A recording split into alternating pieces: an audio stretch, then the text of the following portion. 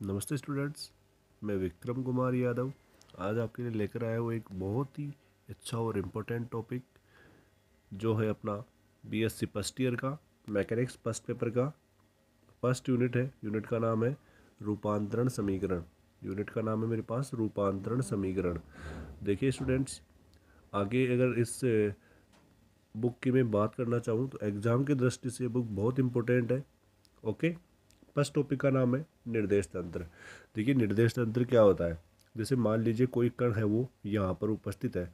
अगर मुझे इस कण की स्थिति को दर्शाना है तो इस कण की स्थिति को दर्शाने के लिए मैं एक 3 डायमेंशनल डायग्राम की कल्पना करता हूँ। मैंने मान लिया है वो डायग्राम यहाँ पर और ये कण इस डायग्राम के मूल बिंदु ओ से यहाँ पर स्थित है।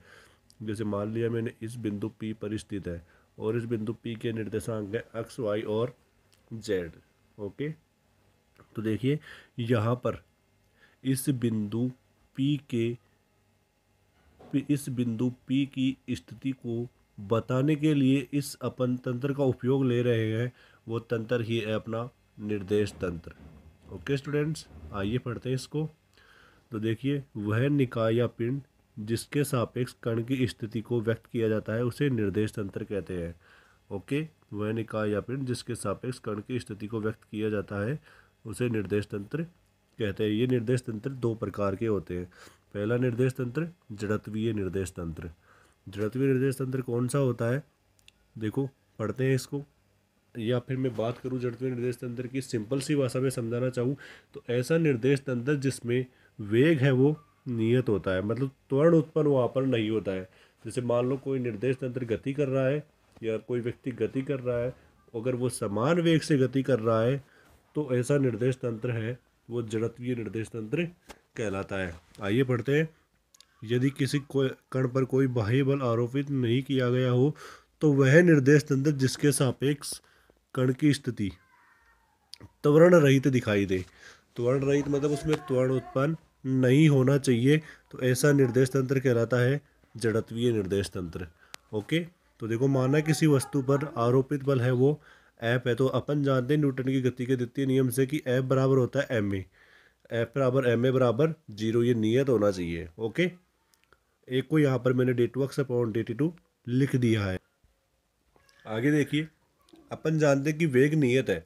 वेग नियत है तो यहाँ पर मैं a को dv/dt लिख सकता हूँ। देन वेग नियत है तो वेग का अवकलन हो जाएगा समय के सापेक्ष 0। तो यहाँ से क्या कह सकता हूँ मैं कि वेग बराबर सॉरी dv/dt 0 है तो v बराबर क्या है, कांस्टेंट। तो देखिए अतः जब निर्देश तंत्र स्थिर अवस्था में होता है या नियत वेग से गति कर रहा होता है तो वह जड़त्वीय निर्देश तंत्र कहलाता है। ओके, सेकंड है अपना अजड़त्वीय निर्देश तंत्र।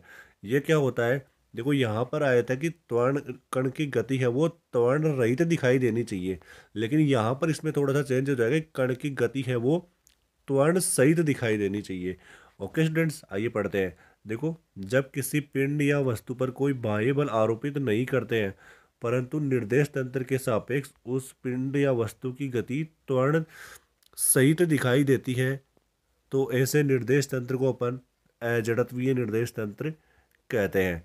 इसका एक एग्जाम्पल है, जब निर्देश तंत्र त्वरित गति करता है या स्वयं के अक्ष के सापेक्ष घूर्णन गति करता है तो ऐसे निर्देश तंत्र को अपन अजड़त्वीय निर्देश तंत्र कहते हैं।